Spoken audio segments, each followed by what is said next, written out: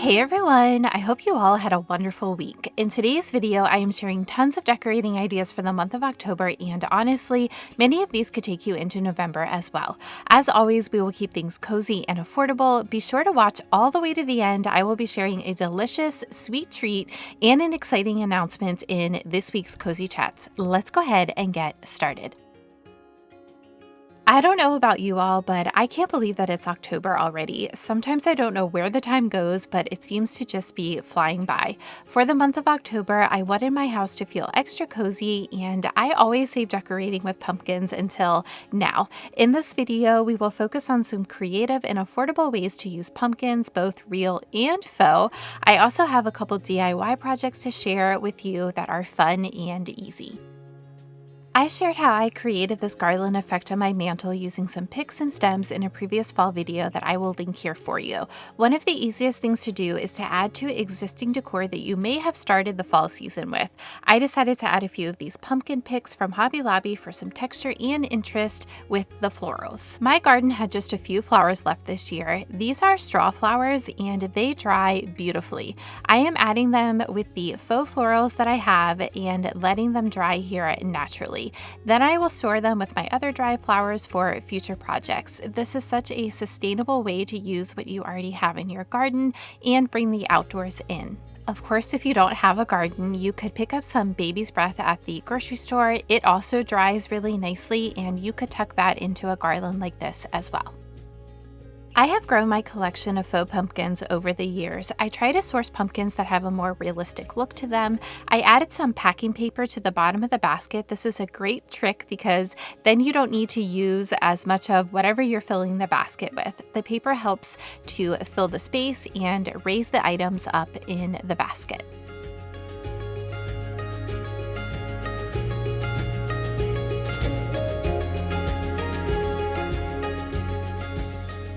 Making little changes like adding one pillow cover with a fun pattern like this one that I thrifted a while ago. I am just adding this one to the pillows that I already have styled on my couch for fall. I lean more into decorating with pumpkins this time of year than I do Halloween decorating. If you are someone who likes Halloween decor, you could certainly layer in some more pieces with the pumpkins. I do add a jack-o'-lantern on my front porch towards the end of October, but I prefer a more understated look in my home for October. I have this debate every year about purchasing real pumpkins. You all know the one thing I love to do is bring in natural elements into my home and connect my home back to nature. But the prices of real pumpkins were so high in some places, I just couldn't justify spending a ton of money. I ended up purchasing 3 little white pumpkins and then 1 medium-sized pumpkin for my home this year, and then I am using faux pumpkins. The nice thing about faux pumpkins is that you can use them year after year, but one downside is you have to store them. It is all about balance, so I'm going to be using a little bit of both in my home.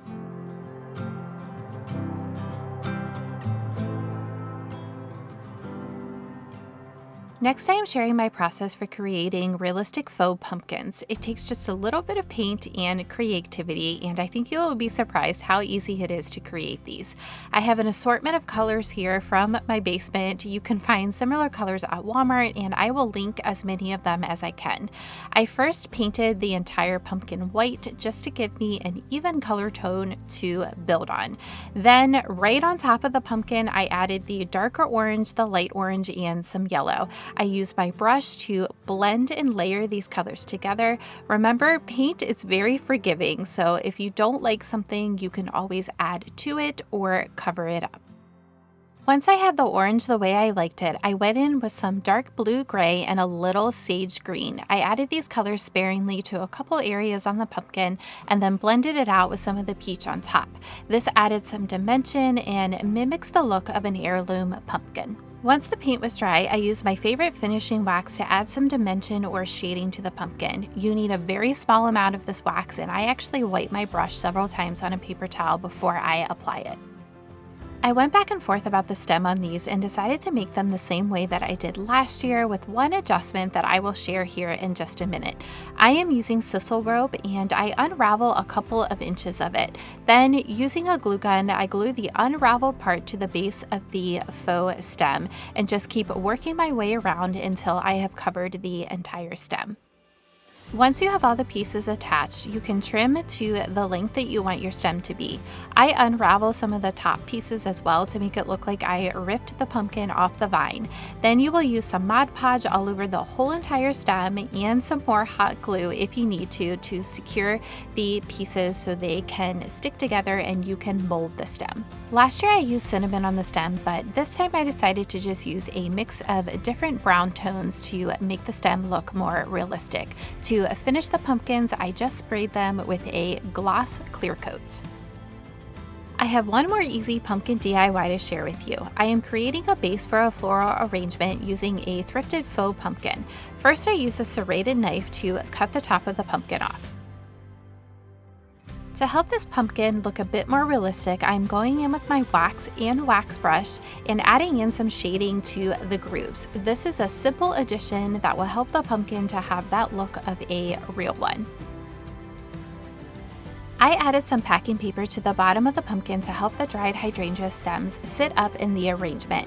You will want to vary the heights of the stems to fill the top and bottom of the arrangement. To finish the arrangement, I added in some eucalyptus stems.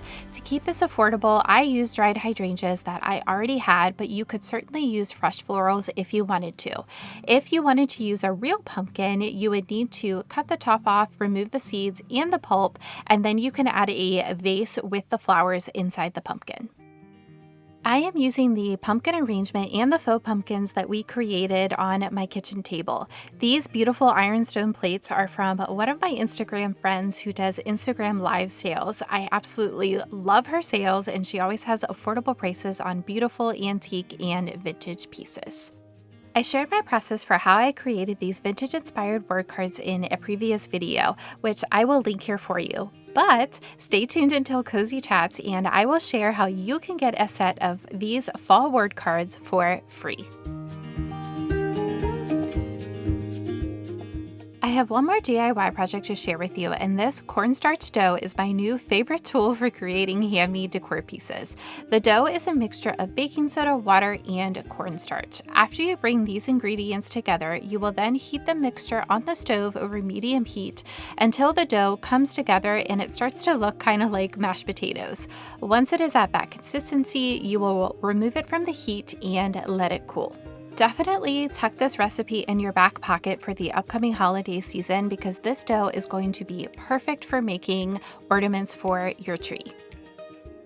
Today I am using the dough to make some mini leaves that I am going to put together to make a fall garland. I roll the dough out on parchment paper about a 1/4 inch thick and then use some little mini leaf cutters that I thrifted a while ago. Once you cut out all of your pieces, you're going to want to lay them on a cookie sheet to air dry for 24 hours, but remember to poke a little hole in the top of them so you will be able to string them on the ribbon or twine for the garland. Once the pieces were all dry, I did add a protective coat of matte Mod Podge.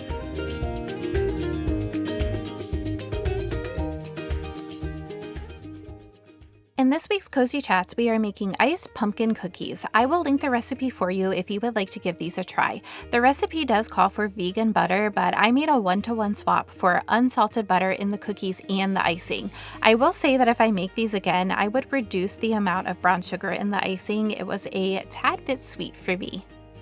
While we are making these cookies, I wanted to share some exciting news. I launched my brand new blog this week. I have been dreaming about writing a blog for a long time, and for months I have been planning and building a brand new website.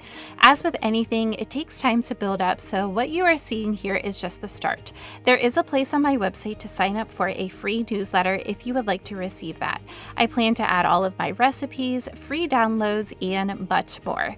I hope that you find it to be an amazing resource. I I will be adding the fall word cards that I shared today on my website. Last month I hit 3 years on YouTube, which is crazy. I don't know how 3 years have already gone by. I appreciate all of you who have been here for a while and all of the new friends who have joined our cozy community here. I hope that you all continue to enjoy my content in all of its forms and find joy here.